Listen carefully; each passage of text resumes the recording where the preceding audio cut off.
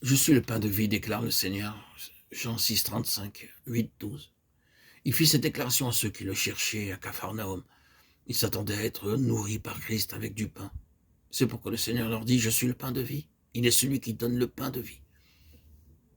Et il est lui-même ce pain. Le don et le donateur sont un. Ils ne sont pas séparés. Loué soit Dieu, Christ est le don de Dieu. Et il est également le Seigneur qui accorde le don. Quelle est la signification du pain dans la Bible? C'est la satisfaction, car l'Écriture parle de la faim qui représente l'insatisfaction de l'homme. Pour que l'insatisfaction de l'homme soit enlevée, le pain est nécessaire. La condition pour que les enfants de Dieu soient en mesure de terminer la course et la force d'aller de l'avant dépend dans une grande mesure de leur satisfaction intérieure. Si aujourd'hui nous nous sentons satisfaits, nous aurons la force pour toute la journée. Mais si nous avons le sentiment d'être vides à l'image d'une roue qui serait crevée, tous nos efforts seront vains. Nous ne devons pas conclure qu'il n'y a pas de vie, mais que certainement nous n'avons pas de force. C'est la satisfaction, ce sentiment inexplicable de satisfaction qui nous permet de continuer et d'achever la course. Voyons maintenant ce qu'est le pain pour les enfants de Dieu. Je suis le pain de vie. Le Seigneur Jésus soutient la vie de la même façon qu'il donne la vie. Beaucoup de chrétiens pensent que la nourriture, c'est seulement une heure de prière ou une heure de lecture de la Bible. Ils ne savent pas que leur nourriture, c'est le Seigneur Jésus lui-même. Nous ne disons pas que la prière ou que la lecture de la Bible soit inutile. Mais souvenons-nous que le Seigneur Jésus déclare ici qu'il est le pain de vie, ce qui signifie que le pain de vie n'est autre chose que le Seigneur lui-même. Souvent, les enfants de Dieu ne sont pas satisfaits parce qu'ils ne connaissent pas Christ comme leur pain de vie. Nous rencontrons toujours des gens affamés et mécontents dans le domaine spirituel. Il n'y a rien qui les rende heureux, et de l'aube au crépuscule, ils sont en proie à l'insatisfaction. Nous ne cherchons pas à persuader les gens d'être arrogants ou autosatisfaits. L'orgueil et l'autosatisfaction, c'est une chose, mais être nourri et satisfait en est une autre.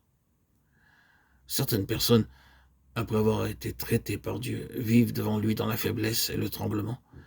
Elles n'ont pas la moindre trace d'orgueil car elles ont touché le Seigneur et sont pleinement nourries. Elles jouissent de la satisfaction que l'on éprouve dans la présence de Dieu et cette satisfaction est leur force. Comment alors pouvons-nous être pleinement nourris et satisfaits? Nous devons savoir que toutes les satisfactions sont directement en relation avec Christ. Toutes les fois que nous touchons vraiment la vie, nous obtenons immédiatement la satisfaction. D'autre part, lorsque nous péchons contre la vie, nous ressentons aussitôt une perte. En anglais, blowout, signifiant l'éclatement d'un pneumatique.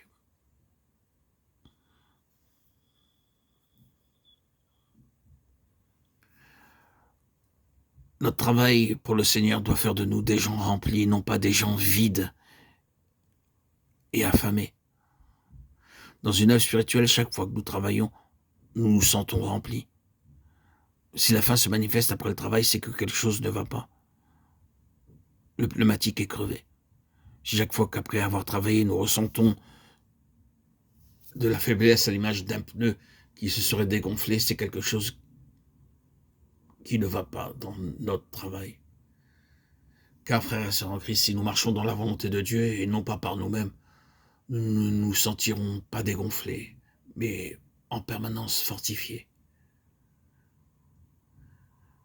Bien souvent, nous accomplissons un travail, non pas parce que nous en sommes convaincus par le Seigneur, mais parce que de toute évidence, le besoin est grand et que la demande se fait pressante. Et nous ne pouvons exprimer aucune lassitude intérieure, parce que nous sommes selon la volonté de Dieu. Mais lorsque ce n'est pas entre les mains de Dieu et que par notre force et notre propre volonté, alors nous éprouvons un sentiment d'insatisfaction, de faim. Pour ma part, pour mon expérience personnelle, je n'ai jamais été aussi avide de produire et de publier des vidéos et des audios sur Internet depuis le 21 juillet 2021, sans aucune fatigue, sans aucune défaillance. plus de 100 000 audios sur mon ancienne chaîne historique, Jésus-Christ le roi Messie, Yeshua Melech HaMashiach, et plus de 30 000 et 40 000 sur Instagram, TikTok, sans aucune fatigue. Ma force ne s'est jamais estompée. Je savais que c'était la volonté de Dieu. C'était le désir profond de Dieu, sa volonté. Je n'étais jamais en repos, matin, midi et soir. En permanence, je produisais des vidéos, des audios. C'était une joie, et ça l'est toujours, sans aucune fatigue. Je rends grâce à Dieu. Je rends grâce à Dieu qui prolonge ses forces en moi, qui me donne une joie profonde d'annoncer ses messages. Grâce et louange à Dieu, voilà ce que je peux dire à ce jour. Merci Seigneur. Et je témoigne de cette vérité qui est en moi, profonde, que lorsque nous faisons ta volonté, la force ne nous manque pas. On n'est jamais fatigué, jamais épuisé, toujours dans le contentement intérieur. On est fortifié par cette voix intérieure qui nous dit toujours d'avancer, d'aller de l'avant. Non une autosuffisance de l'homme charnel, mais une joie de faire la volonté de Dieu, tout simplement, de marcher selon ses voies. Et cette paix intérieure, cette grâce merveilleuse qui me comble, moi qui, pendant 34 ans, étais toujours vidé de moi-même dans un déséquilibre constant et qui marchait selon mes propres volontés, dans des désirs qui n'étaient pas ceux de la volonté de Dieu. Malgré mes désirs spirituels, de suivre le chemin, c'était toujours des échecs.